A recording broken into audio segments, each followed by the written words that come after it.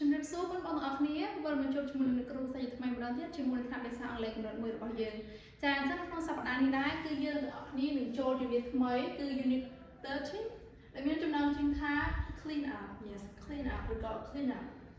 អូខេអញ្ចឹងនៅក្នុង Unit 13របស់យើងដែរអ្នកគ្រូនឹងលើកយកនៅមេរៀនទី1គឺតកតងជាមួយនឹង verbs ចាពាក្យចាអញ្ចឹងនេះយើងនឹងសិក្សាពាក្យទាំងអស់គ្នាណាហើយអ្វីដែលគ្រូចង់ឲ្យបងប្អូនចាគឺចង់ឲ្យបងប្អូនគ្នាអាចអានដូចជាប្រែ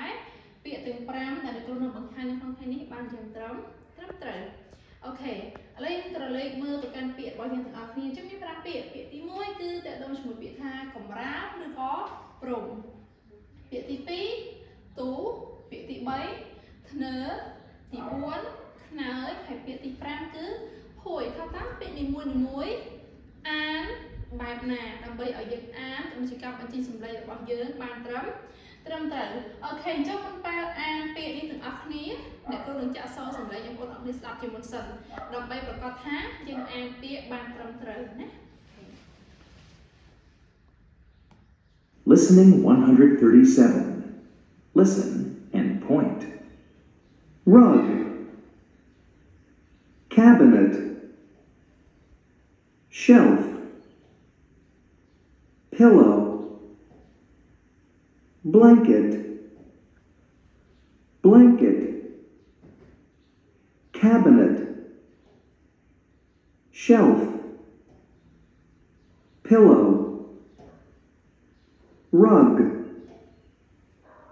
Listen and repeat. Rug. Cabinet. Shelf. Pillow. Blanket. អូខេអញ្ចឹងអ្វីមិញអ្នកគ្រូពេញថាទាំងអស់គ្នាគឺបានអានតាមហើយតោះឥឡូវយើងនឹងអនុវត្តអានទាំងអស់គ្នាឲ្យកាន់តែការអានរបស់យើងទាំងអស់គ្នាកាន់តែត្រឹមត្រូវហើយចងចាំអស់ល្អអូខេពាក្យទី1អានថា rug សងចំក្រោយគឺសងក rug ចា rug គឺប្រែថាអូខេ rug ផងដែរគឺមានថ្នាក់ពាក្យជានាមដែលប្រែថាកម្រាលឬក៏ព្រំអូខេអញ្ចឹងអ្នកគ្រូក៏មានជារូបភាពផងដែរទាក់ទងជាមួយនឹងរូបភាពនៃ rug របស់យើងនេះគឺជារូបភាពនៃកម្រាលឬក៏ព្រំដែលយើងក្រាលវានៅកន្លែងទទួលភ្ញៀវឬក្រាលវាសម្រាប់ធ្វើជាកន្លែងដើរឬឲ្យអង្គុយនោះក៏បានដាក់បញ្ហាទេអូខេពាក្យបន្តទៀតគឺពាក្យថា cabinet ចាពាក្យ cabinet ហ្នឹងមានថ្នាក់ពាក្យជានាមដូចគ្នាប្រែថាទូឬក៏ជាប្រភេទទូដែលយើងអាចប្រើប្រាស់វាសម្រាប់ដាក់សម្ភារហើយនេះផងដែរគឺជារូបភាពនៃទូរបស់យើងឬក៏អាចហៅថាទូដាក់សម្ភារៈក៏បានដែរចានេះជារូបភាពរបស់ cabinet yes cabinet ចាពាក្យទី3គឺពាក្យថា shelf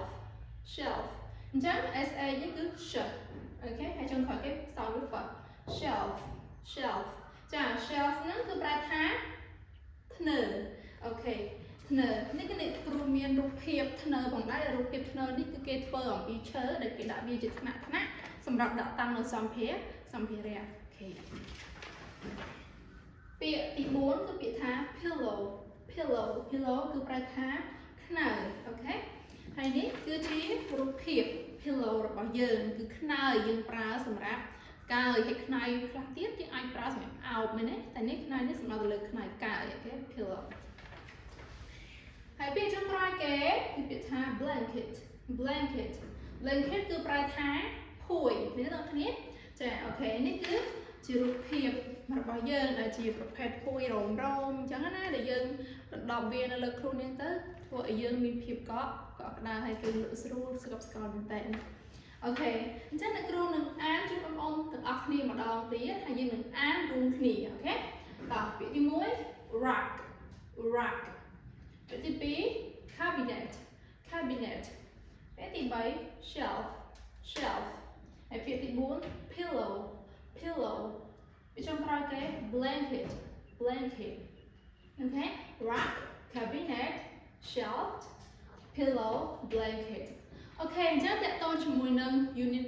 13 lesson 1 words របស់អ្នកគ្រូនៅក្នុងថ្ងៃនេះដែរគឺត្រូវបានបញ្ចប់អរគុណបងប្អូនទាំងអស់គ្នាក្នុងការតាមដានសូមព្រះប្រទានពរ